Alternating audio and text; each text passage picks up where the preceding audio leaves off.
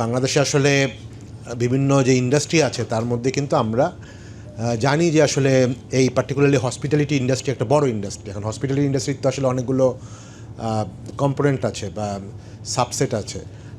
এখানে হোটেলস আছে, রেস্টুরেন্টস আছে, ইভেন আপনি যদি বলেন যে আমাদের যে বিভিন্ন হসপিটালসগুলো আছে সেখানেও কিন্তু আসলে it is also one kind of hospitality industry, তাই না? তো সেক্ষেত্রে আসলে প্রচুর কর্মসংস্থান কিন্তু এই সেক্টরে তৈরি হয়। আগে আসলে এই সেক্টরগুলিতে যখন রিক্রুটমেন্ট হতো সেটা একেবারেই ইনফর্মাল রিক্রুটমেন্ট হতো। আপনারা জানেন যে অনেকে হয়তো পরিচিত লোক বা সেভাবে নিত, কিন্তু এখন কিন্তু এটা বেশিরভাগ ক্ষেত্রেই একটা ফর্মাল প্রসেসে এই অর্গানাইজেশনগুলো হায়ার করে so that they can actually get the best people from the market. তো সেই জন্য আমরা দেখেছি যে এই মার্কেটের ক্ষেত্রে ডিমান্ড আছে, ডিমান্ডের কোনো সমস্যা নাই। বাংলাদেশে যেহেতু প্রচুর আমাদের রেস্টুরেন্টস, হোটেলস তৈরি হয়েছে গত কয়েক বছরে, শুধু ঢাকায় না, ঢাকার বাইরেও আমরা জানি কক্সবাজার, সিলেট বা ইভেন এখন অন্যান্য জায়গাতেও কিন্তু প্রচুর হোটেল তৈরি হচ্ছে। তো এখানে প্রচুর একটা ডিমান্ড আছে। সমস্যাটা কিন্তু আসলে মাছ মোর সাপ্লাইয়ের,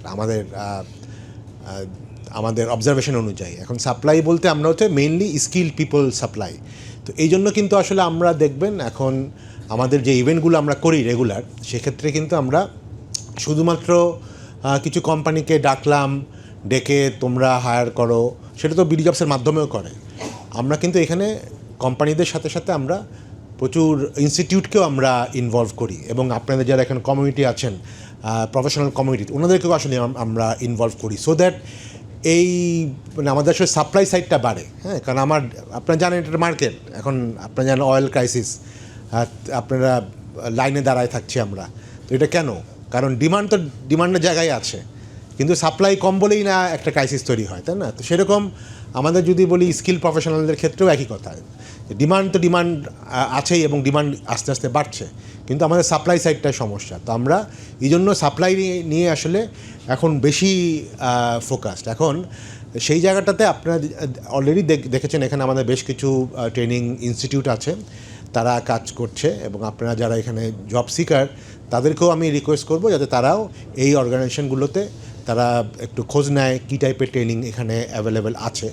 এবং যারা আসলে ট্রেনিং ইনস্টিটিউট প্রোভাইডার আছেন তাদেরকেও আমি রিকোয়েস্ট করবো যে আপনারা শুধু ট্রেনিং অফার করেন না, সাথে গাইডও করেন, তাকে আসলে তার ক্যারিয়ারটা কীভাবে এখানে তৈরি করা যায় সেই গাইডেন্সটাও আপনারা করেন। এখানে যারা কমিউনিটি আছেন তারাও কিন্তু এখানে অলরেডি এই কাজটা করছেন। তো এই জন্য আমি জাস্ট একটু বলবো, শুধু শেফ না, এখানে যেহেতু হসপিটালিটি ইন্ডাস্ট্রি নিয়ে আরও অনেক ধরনের প্রফেশনাল আছে, বাট হয়তো আমরা শেফ নিয়েই কথাটা বেশি বলছি। একটা ব্যাপার শুধু আমি অ্যাডিশনাল বলবো যে আসলে এই আমরা যদি দেখি যে আপনারা জানেন যে বাংলাদেশে এখন প্রায় 1.5 কোটির মতো মানুষ কিন্তু দেশের বাইরে আছে। এটা ওয়ার্ল্ডের ওয়ান অফ দ্য হায়েস্ট। আমাদের টোটাল পপুলেশন প্রায় 18 কোটি, তার মধ্যে 1.5 কোটি মানুষ, প্রায় 7 থেকে 8% লোক কিন্তু দেশের বাইরে আছে, এবং সেটা সারা বিশ্বের প্রায় 100-150 মতো কান্ট্রিতে কিন্তু আছে। মিডল ইস্ট তো আমরা জানি, মিডল ইস্ট ছাড়াও ইউরোপ, জাপান, কোরিয়া, অস্ট্রেলিয়া বিভিন্ন কান্ট্রিতে আছে। বাংলাদেশ আসলে এমন কোনো স্টাডি এখনও হয়নি যে আসলে এই যে 1.5 কোটি মানুষ বিদেশে আছে তারা আসলে কে কোন ইন্ডাস্ট্রিতে কাজ করে। আমরা জানি যে কে কোন দেশে আছে, কিন্তু কে কোন ইন্ডাস্ট্রিতে আছে সে সম্পর্কে কিন্তু সেই লেভেলের কোনো স্টাডি সরকারি বা বেসরকারি পর্যায়ে হয়নি। বাট আমার একটা ধারণা যে এই যে 1.5 কোটি মানুষ আছে, এই 1.5 কোটি মানুষের মধ্যে মিনিমাম 20 থেকে 25% কিন্তু এই হসপিটালিটি ইন্ডাস্ট্রিতে আছে। আপনি এখন যদি ইতালিতে যান, ইতালিতে দেখবেন যে ইতালির যে কোনো রেস্টুরেন্টেই দেখবেন বাংলাদেশি শেফ বা বাংলাদেশি মানে লোক ওই রেস্টুরেন্টগুলিতে আছে। আপনি মালয়েশিয়া যান, দেখবেন মালয়েশিয়া যে কোনো হোটেলে যান, দেখবেন সেখানে বাংলাদেশি কিন্তু হাউসকিপার, বাংলাদেশি ম্যানেজার আছে। মিডল ইস্টে যান, সৌদিতে যান, দুবাইয়ে যান। দুবাই অবশ্য এই মার্কেটগুলো বেশি একটু ইন্ডিয়ানরা ক্যাপচার করে রেখেছে, বাট আমার ধারণা সেইখানেও বাংলাদেশি প্রফেশনালসরা এই হসপিটাল ইন্ডাস্ট্রিতে ঢুকছে। তো এই আমি যদি বলি 1.5 কোটির প্রায় 20%, মানে প্রায় 30 লক্ষ, তাই না? 1.5 কোটির সাথে যদি বলেন 30 লক্ষ কিন্তু অলরেডি প্রফেশনালস দেশের বাইরে আছে আমাদের এই হসপিটালিটি ইন্ডাস্ট্রিতে। এখন এদের কিন্তু একটা বড় অংশ কিন্তু আসলে তারা আগে থেকে ট্রেন ছিল না, বা আগে তারা জানতো না যে এখানে আসবে। তারা যে কোনোভাবেই হোক ম্যান পাওয়ার এজেন্সির মাধ্যমে হোক বা দালালের মাধ্যমে হোক তারা কিন্তু গেছে, এবং আমরা জানি অনেকে আনফর্চুনেটলি অনেক কঠিন পথ পাড়ি দিয়েও যায়, অনেক ক্ষেত্রে হয়তো ইলিগালিও যায়। আমরা প্রায়ই দেখি যে ভূমধ্যসাগরে লোকজন মারা যাচ্ছে, বাংলাদেশে মারা যাচ্ছে, এটা আসলে খুবই মানে মর্মান্তিক একটা ব্যাপার। বাট ওইখানে যাচ্ছে কেন? একটা ডিমান্ড আছে বলে। কিন্তু সাপ্লাইটা আমরা আসলে যদি ফর্মাল সাপ্লাই করতে পারতাম, যে আমরা যদি এখানে তাদেরকে বাংলাদেশ থেকেই ট্রেনিং দেওয়াতে পারতাম, হ্যাঁ, একটা ইন্টারন্যাশনাল লেভেল হোক বা লোকাল লেভেলের হোক, একটা সার্টিফিকেশান করাতে পারতাম, তাহলে কিন্তু তারা এইভাবে তারা যেত না, তারা কিন্তু ফর্মাল ওয়েতেই প্রসেস অনুযায়ী যেত। তো সেই জায়গাটা তো আসলে আমাদের দেখবেন, আমরা আসলে বিডি জবস, যদিও BD jobs mainly local job market নিয়েই কাজ করে, কিন্তু রিসেন্ট সময়ে আমরা আসলে ওভারসিজ জব মার্কেট নিয়েও চেষ্টা করছি। মানে আমরা কিন্তু আসলে ডাইরেক্ট অন্য বিদেশি কোম্পানির হয়ে কাজ করতে চাই না, বা ওইটা আমাদের প্ল্যানও না। আমাদের প্ল্যানটা মানে ইচ্ছাটা হচ্ছে মাঝপরে যেটা বললাম সাপ্লাই সাইডে আপনাদেরকে হেল্প করা, কারণ বিডি জবসে আপনারা জানেন প্রায় 50 লক্ষর মতো লোক আছে, এর মধ্যে বাংলাদেশে এখন তো জব মার্কেট প্রায় মানে 30-40%-ই কোনো জব নাই, এবং একটা বড় অংশ ইয়াং, ইউনিভার্সিটি থেকে পাস করছে, কলেজ থেকে পাস করছে। তো এটা বড় একটা বেকারত্বের সমস্যা, এবং এর মধ্যে একটা বড় অংশ হচ্ছে সেই মানে কোনো ডিগ্রি নিয়েছে, কলেজ হোক ইউনিভার্সিটি হোক।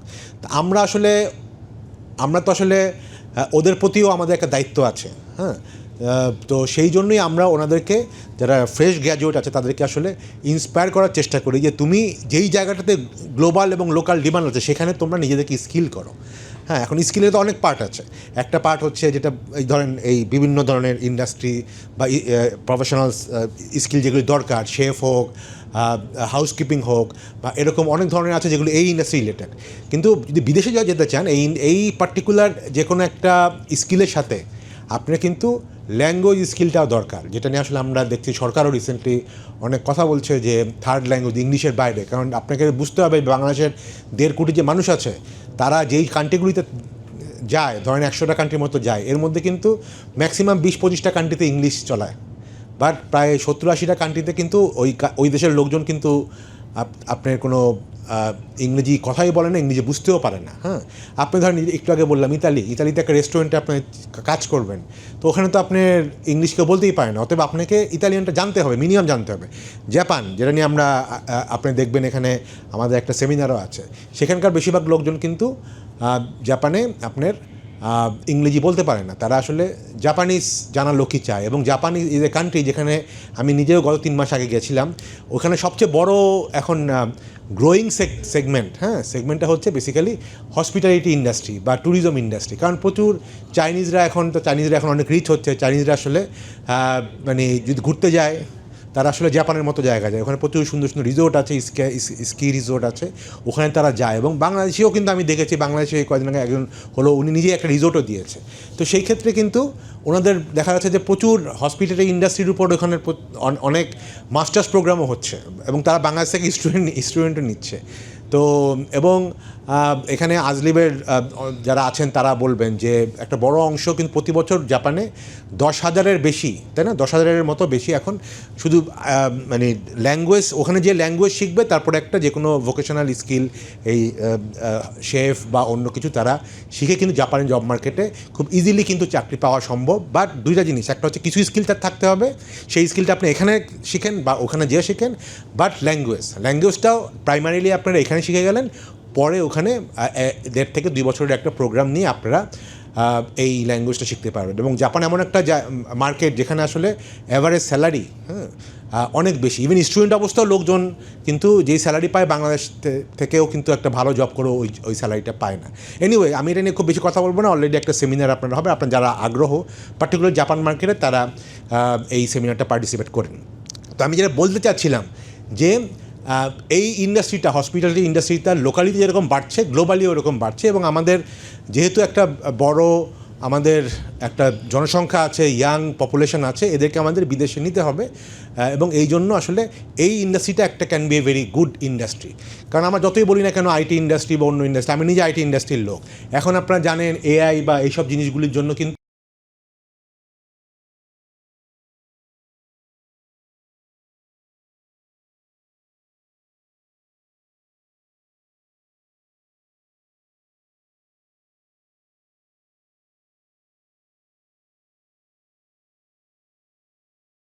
খুব তাড়াতাড়ি লোক যে সব চলে যাবে তা না, হয়তো আগে যেই পরিমাণ লোক দরকার তার থেকে এখন 10-15% লোক দিয়েই কিন্তু হয়ে যাবে। অতএব সেই জায়গাগুলি কিন্তু একটা বড় মানে আনএমপ্লয়মেন্ট জায়গা তৈরি হবে। কিন্তু হসপিটালিটি এমন একটা ইন্ডাস্ট্রি যেটাতে কিন্তু এআই সবচেয়ে কম এফেক্ট করবে।